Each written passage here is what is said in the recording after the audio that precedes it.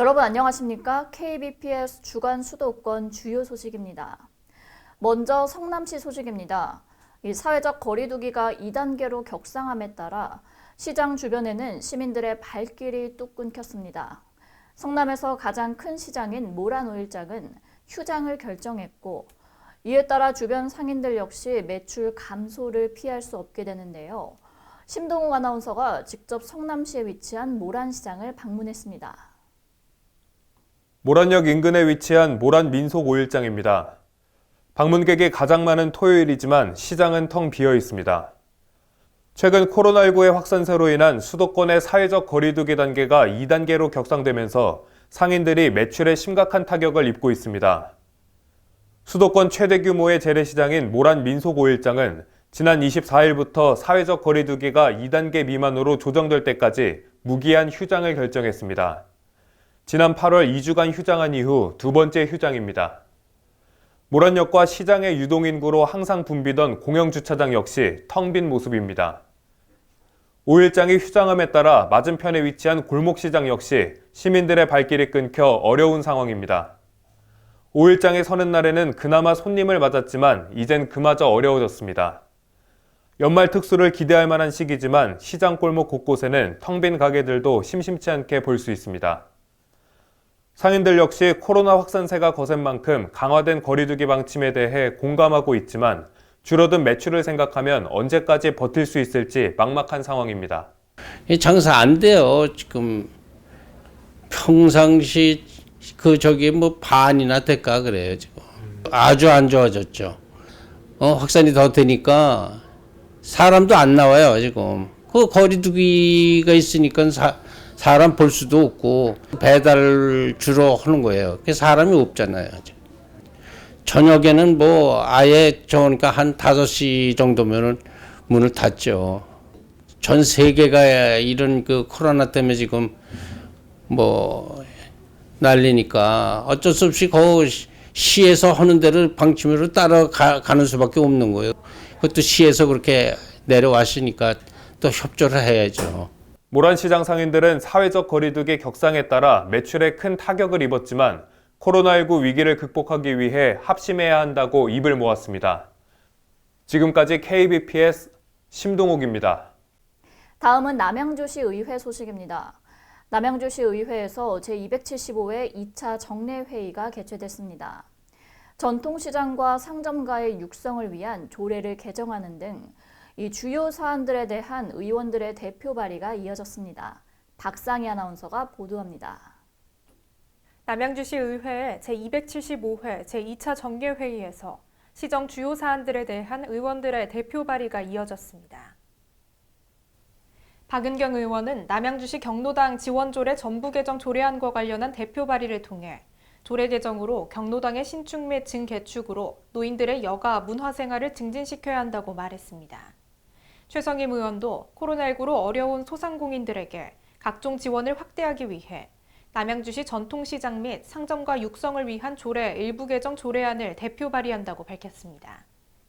전용균 의원은 남양주시 폐기물의 배출 방법 및 수수료 부과, 징수에 관한 조례 일부 개정 조례안을 통해 최근 지적되는 환경미화원의 안전사고를 줄이고 종량제 봉투 명칭을 다국어로 표기해 외국인의 폐기물 배출에 도움을 줄 수 있는 사항들을 발의했습니다. 특히 박은경 의원은 이번 조례 개정으로 경로당이 설치되지 않거나 여러 불편함으로 이용이 원활하지 못했던 어르신들의 복지가 크게 증진될 것이라고 언급했고, 최성임 의원은 코로나19로 인해 여러 어려움에 직면한 골목 상권의 다양한 소상공인과 자영업자들이 다시 힘을 내 일어설 수 있도록 최선을 다해 지원하겠다고 강조했습니다. 또한 전용균 의원은 이번 개정안으로 폐기물 처리의 효율성이 증가할 것으로 예상된다며 이를 통해 시민들이 보다 쾌적한 환경에서 지낼 수 있게 되기를 바란다고 덧붙였습니다. 지금까지 KBPS 박상희였습니다. 이어서 구리시 소식입니다. 구리시가 교육기관 및 단체와 함께 그린 뉴딜 구리 협약식을 가졌습니다. 생활 속 에너지 절감 노력을 통해 기후위기에 적극적으로 대응할 계획이라고 하는데요. 자세한 소식 김수아 아나운서의 보도입니다. 구리시가 지난 1일과 3일 구리 남양주교육지원청, 관내 32개 초중고교 학교장, 목민6기 봉사회, 교육 관련 단체, 구리시 체육회 및 청소년 관련 단체와 함께 그린 뉴딜 구리 협약식을 가졌습니다.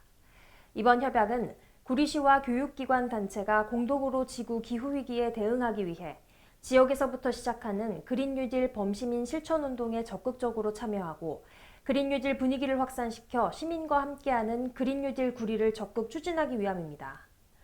협약에 따르면 협약 당사자들은 생활 속에서 에너지 절감, 생활 자전거 타기 등을 실천하며 정책에 필요한 제도를 정비하는 등 그린 뉴딜 구리의 선도적 역할을 하기 위해 서로 협력하게 됩니다. 안승남 구리시장은 미세먼지, 코로나19보다 무서운 것이 기후위기고 기후위기로 인해 지구의 미래는 불투명하다며 그린 뉴딜의 중요성을 강조했습니다. 또 이번 그린 뉴딜 구리 범시민 실천운동 협약식을 통해 지역사회가 함께 연대하고 기후위기를 공동으로 대응하는 좋은 실천의 장이 되길 바란다고 말했습니다. 지금까지 KBPS 김수아입니다. 마지막으로 파주시 소식입니다. 수도권 사회적 거리두기 규제가 더욱 강화되면서 이제 저녁 9시 이후에는 대다수의 상점 및 음식점들이 문을 닫게 되는데요. 다만 일부 음식점의 경우 포장과 배달은 가능합니다. 이에 파주시가 코로나19로 어려움을 겪는 소상공인들을 위해 경기도 공공배달의 배달 특급 서비스를 시작합니다. 과연 어떤 서비스인지 이규석 아나운서가 자세한 소식 전해드립니다. 파주시가 코로나19로 어려움을 겪는 소상공인에게 도움을 주기 위해 경기도 공공배달앱 배달특급 서비스를 시작합니다. 배달특급은 민간 배달앱 대비 낮은 수수료로 소상공인의 부담을 낮추고 지역화폐의 온라인 결제가 가능해 소비자에게도 혜택이 돌아갑니다. 시는 배달특급이 소상공인과 소비자 모두를 만족시킬 수 있는 공공배달앱으로 자리 잡을 것으로 기대하고 있습니다. 1차와 2차에 거쳐 이벤트를 진행하며 파주페이 결제 횟수와 누적 결제 금액 순으로 선정해 지급할 예정입니다. 최종환 시장은 공공배달앱은 지방자치단체가 소상공인과 자영업자들의 어려움을 덜어줄 수 있는 좋은 공공정책이라며 공공배달앱의 성공적인 정착을 위해 시민들의 관심과 참여를 부탁드린다고 말했습니다. KBPS 이규석입니다.